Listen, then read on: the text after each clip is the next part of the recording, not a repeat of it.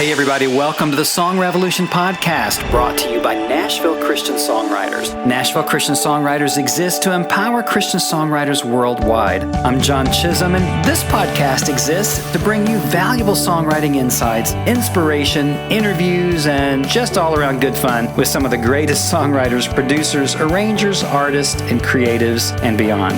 You can find out a whole lot more about us at NashvilleChristianSongwriters.com. Hey everybody, welcome to the program today. I'm so excited to be here. Man, this has been just an incredible week. This is the fourth week of our podcast, and we've had over 2,500 downloads in just a little over 3 weeks. Thank you guys. God bless you so very much for liking, loving, subscribing, and reviewing the Song Revolution podcast. We started this podcast because so many people were talking about how myopic, how narrow, how formulaic the Christian music radio and business is these days. And I'm not going to deny it. I think that there are a lot of formulas out there, but I kind of going back to the old proverb that it's better to light a candle than to curse the darkness. We decided to start a song revolution. So we're glad you're here.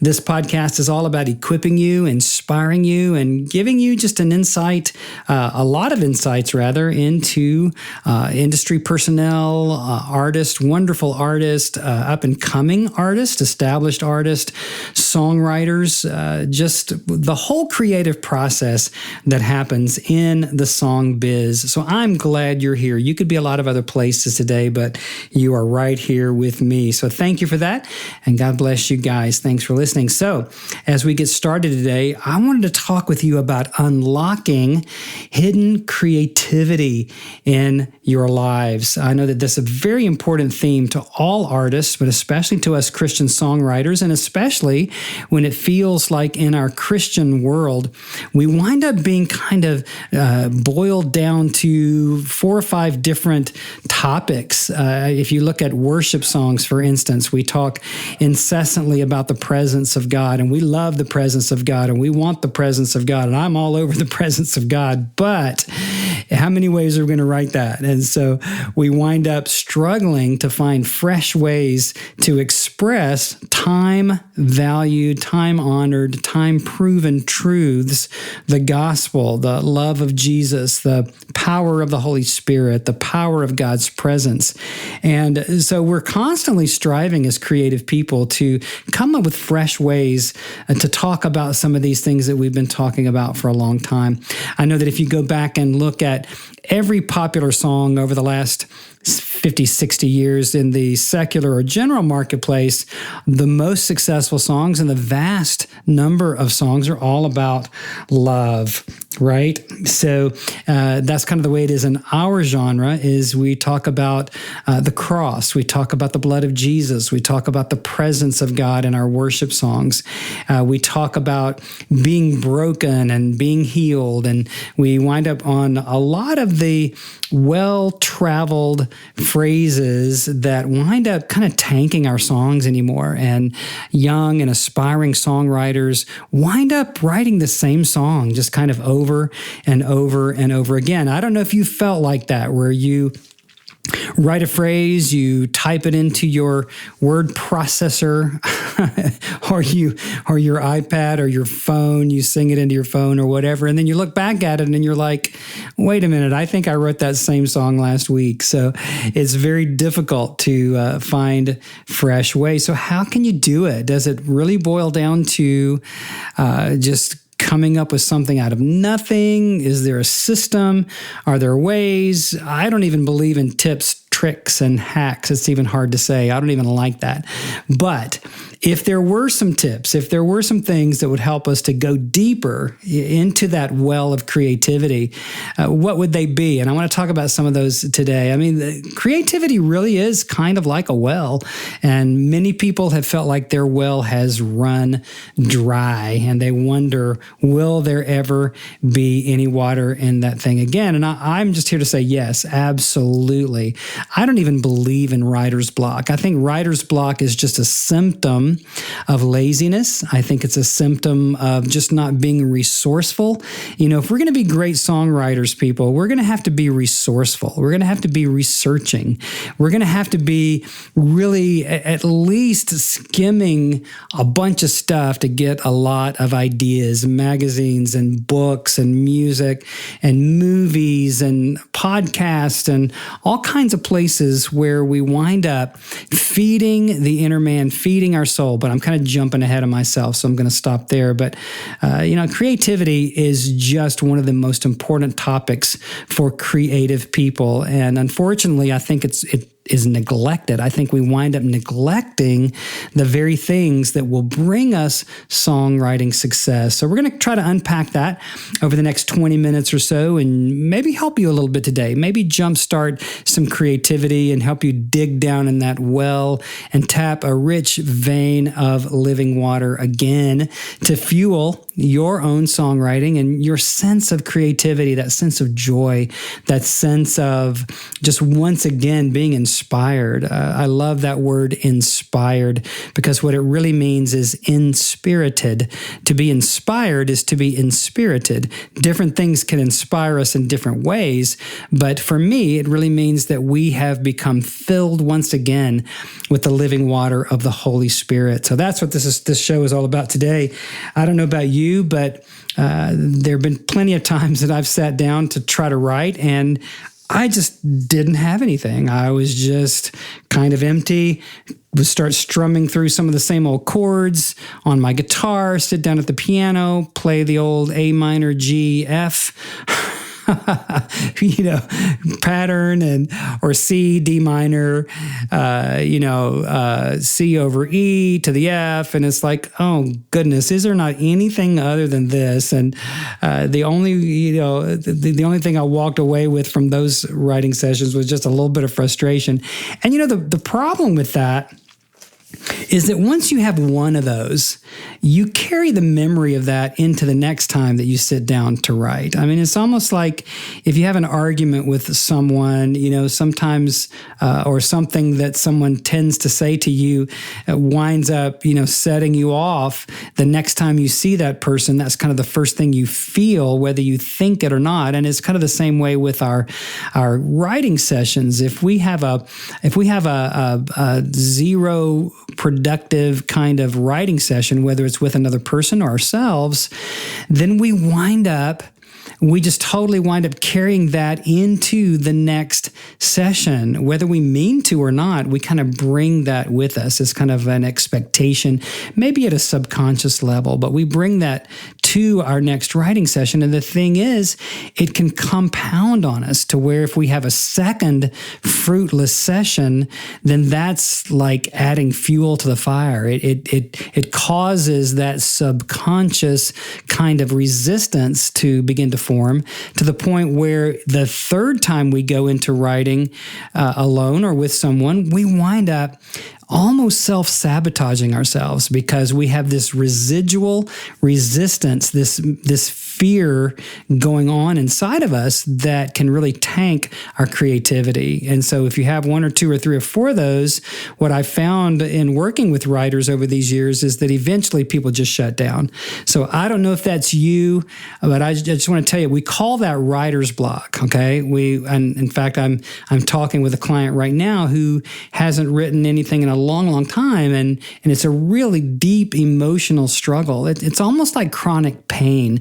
People that have back pain or have any kind of pain that's chronic in their lives, it begins to become debilitating. And the pain on a day-to-day level seems to grow exponentially. It's the same pain, but because it is compounded by day after day after day, they wind up feeling depressed, feeling hopeless, feeling apathetic. I've learned over this last couple of years that the word apathetic actually means hopeless. I used to think that the word apathetic meant someone didn't care. We'd talk about apathetic Christians or something. They didn't care about preaching the gospel, didn't care about getting the gospel out, whatever, and we would say they were apathetic. And I thought that meant they just didn't care. But the truth is that word apathetic really means hopeless, that something has happened to create create a sense of hopelessness and or helplessness in someone's life because of a certain situation, whether it's chronic pain or with our subject today, just the writing thing, the writer's block.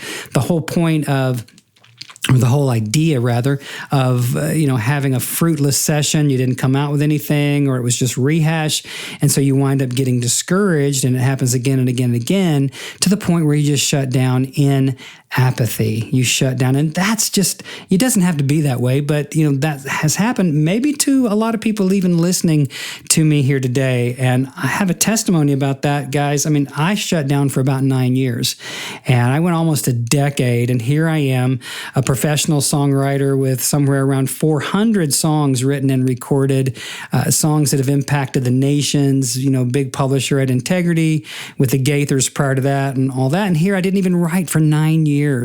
And I would have people ask me about it, and it's like, I don't know, I didn't really think that I had anything to say. But what was really going on is that I had become discouraged. I had become discouraged and apathetic. I felt like I was blocked when really I was just not being creative. I was not exercising the creativity that God had placed in my life. So kind of with that as the beginning, I wanted to talk a little bit about how to revitalize your own creativity. And, a lot of writers that I interact with have this weird notion that they are supposed to sit down at the keyboard or the guitar or however they go about it and create something absolutely from nothing, from scratch. There's a Latin phrase, ex nihilo, and that word or that phrase just means out of nothing. And so, here we are. We've got families, we've got jobs, we've got mortgages, we've got rent, we've got car payments, we've got food prep, we've got everything that we've got on our plates. And we get down to the moment where we're going to write, and we're just totally empty. I don't know about you. I was talking to a potential client today, and they were just talking about how stretched they are in time. The thing is, we make time for the things that we want to do. You can do with a little less TV. You can do with a little less talk radio. You can do with a little less of whatever distraction you've got going on that's keeping you from pursuing your writing, but you've got to want to badly enough first, right? But writers, so I don't know what it is. You get down, you've got all these crazy things that you got to do, all the busyness of life, and then you sit down at 9 o'clock at night and you're tired, you're empty, you haven't been feeding your soul. Or maybe your writing time is 11 o'clock on Saturday morning after you've mowed the lawn, after you've washed the car, after you've played with the kids, after you've done everything that you've got to do, and your songwriting just winds up getting the dregs, getting the leftovers. And, yes, again, we're all busy, but, what is it that is keeping you really from doing it? Is it apathy? Is it that you've been so disappointed that you stopped believing in yourself? So, okay, that's a whole different topic. So the thing is, for these writers, sometimes we've just had this idea that we had to create out of nothing. And I just believe that nothing could be further from the truth, because the truly creative people are the people who constantly feed their minds. The most successful entrepreneurs read 2 or 3 books a week. They read hundreds of books a year, right? Because they are feeding their intellect. They're feeding their own entrepreneurial creativity. They're learning, constantly learning voraciously. And yet we songwriters, we think that if we just sit down and be quiet, God's going to drop a song on us. Now, he might, and I hope he does. I pray that he does, but I haven't seen that all the time. In fact, I've seen actually just the opposite. And so instead of creating ex nihilo or out of nothing, I think that we've got to take some real serious steps steps toward filling our own hearts, our own minds. Read the Bible, yes. Pray, yes. But read books, go to movies, go to plays, go to all kinds of things. Go to the farmer's market, for crying out loud, and look at people watch, listen to conversations, all those kinds of things. I'm going to get into a little bit more of that in just a few minutes, but this whole thing about writing on empty is just crazy. It's just insane. We've got to constantly be filling ourselves. That is sowing and reaping, right? If we sow creative seed within our lives, we're going to reap the benefits of creativity. Let's talk for just a moment about what creativity is and what it isn't. Let's start with what it isn't. Creativity isn't coming up with something out of nothing that no one's ever done. Even Steve Jobs at Apple, before he passed away, I mean, even the iPhone and all the technology that has emanated from that, other people were already working on. He took elements that other people were already working on and he fused them together to come up with something new and fresh. And that's what creativity really is. Creativity isn't just coming up with something that no one's ever done or ever said. It's taking things that seem like they don't belong together and fusing them, putting them together in a way that makes something brand new. That's real creativity. And so when I'm working with writers, I'm always looking for the turn of phrase. I'm always looking for something that sets their line apart. If we're going to talk about the presence of God, let's talk about it in a way that is fresh and new, a new angle, a new sensibility around it, a new level of emotion, a new level of revelation in the sense that it draws us into it instead of rehashing over and over and over all the things that we've always said. So I always challenge writers, okay, this is the essence of what you're trying to say. Come up with 12 hooks. If you have this idea to write about how God is moving in your heart, are you going to just say it the same old way? No, not if you want to really be successful, not if you want to stand out, not if you really want to make a mark. You're going to have to be flexible and open and adventurous enough to sit down, brainstorm 10, 12, 15 different ways of saying it. Maybe write the song 4 or 5 different ways. You know, the great masters, the great painters throughout history have always painted, repainted, paint, repaint, right? And even the art dealers have even found layers of paintings in one painting of some of the great masters. And yet we think that we're going to sit down and nail a song the first time out and nail it by writing on empty. I just don't believe it happens. So real creativity is really taking things that don't seem like they belong together and fusing them together in a fresh, new way. Okay, I just think that's a real important distinction. And the second thing is that creativity is messy, at least in the beginning. You know, I've been watching some other songwriter sites and they talk about failing big or failing loud. And I think there's some truth to that, especially in the beginning. There is trial and error. There is a season in our artistic lives where we're just throwing anything at the paper we can think of and trying to figure out what's going to stick. But I also think that as we mature, we shouldn't have to do that as much, that there's a sense of growth and maturity and learning and figuring out what works and what doesn't work to the point where we don't have to make as many messes, right? I mean, we talk in our world about the ratio that songwriters have to write through. You have to write through, 10 or 20 bad songs to get to a good song and 10 or 20 good songs to get to a great song, etc. And I think that as we mature, that ratio should decrease.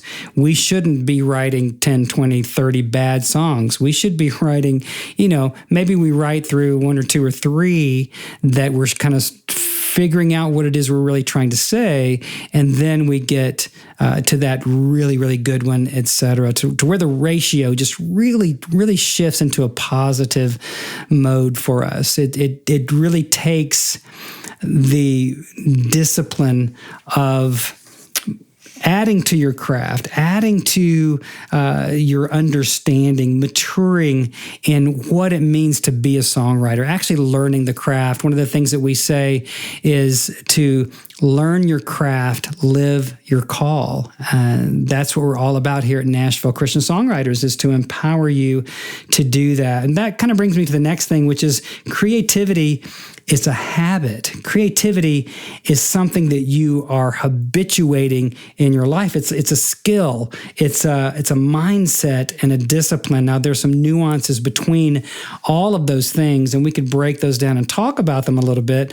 Anytime you're trying to form a habit, it's hard. Anytime you're trying to remember, to do something instead of doing it naturally, it takes a lot of effort, but the payoff is totally worth it. If you begin to create the creative habit, I'll say that 4 times, create the creative habit.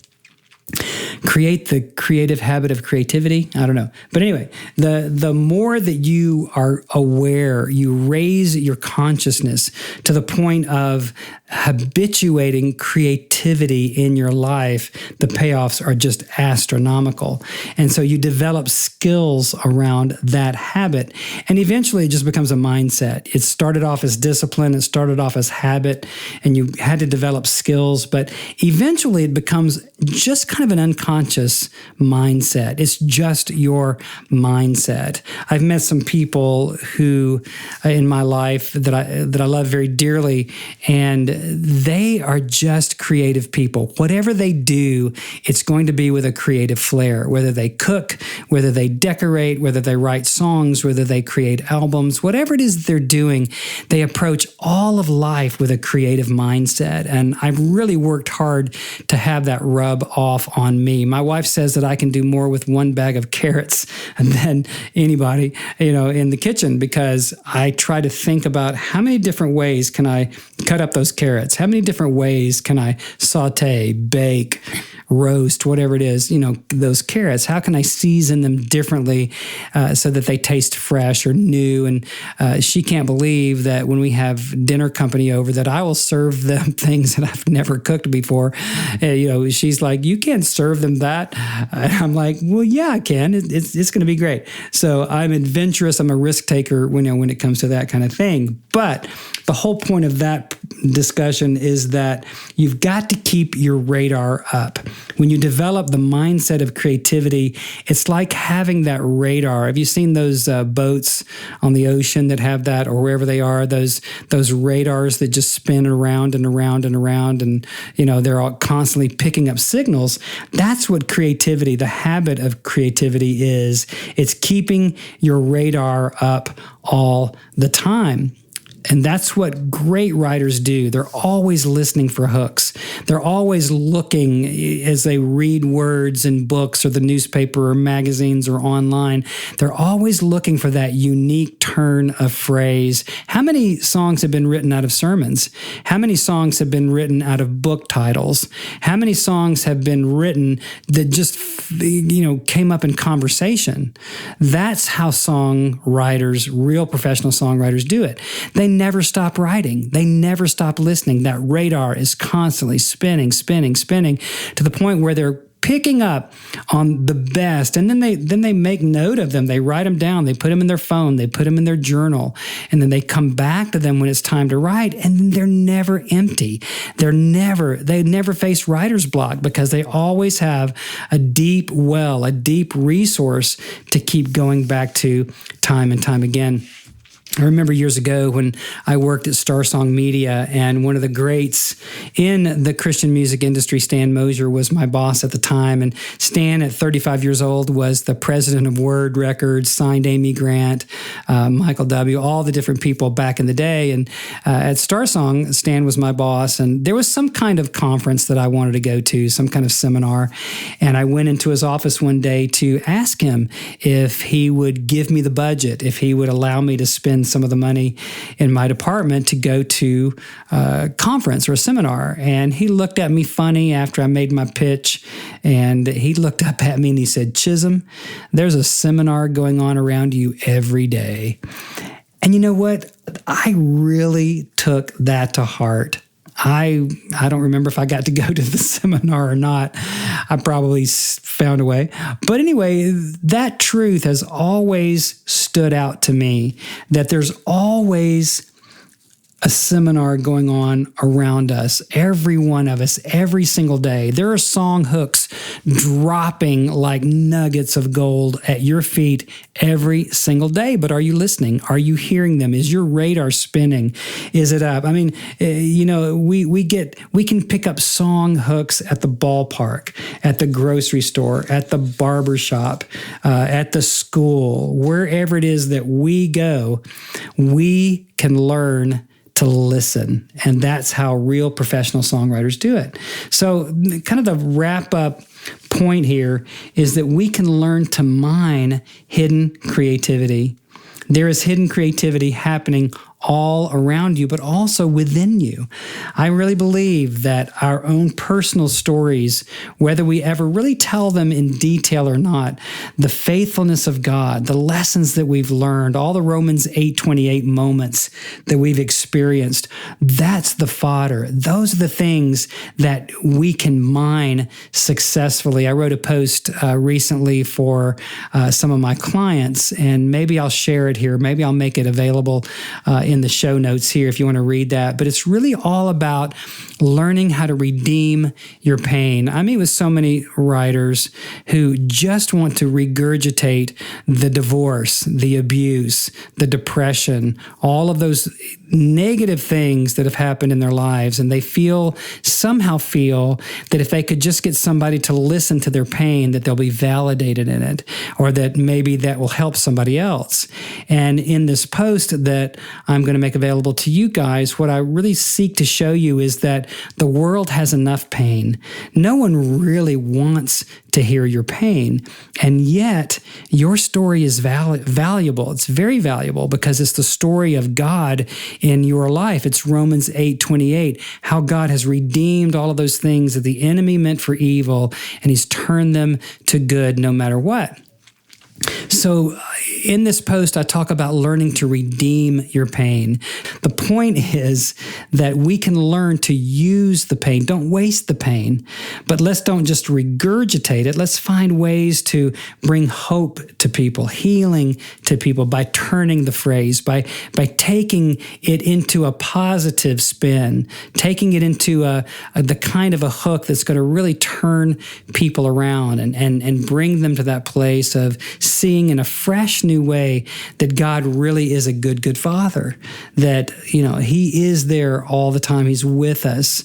I'm not going to quote a bunch of lyrics here, but that's the kind of thing that we've got to nurture through mining our own hidden creativity or the story of others. We have our story, but we also have others' stories, the stories that are unfolding all around us, the stories of our children, the stories of our spouses, the stories of our parents and grandparents, the stories of friends, the stories that we hear when we're on the playground or working, at our job, whatever it is, but really learning to listen to people. I'm just convinced that we get our eyes so focused on writing something that the congregation is going to sing or that someone would put on a record and put on the radio, that we wind up dehumanizing this whole thing that we call art and creativity and songwriting.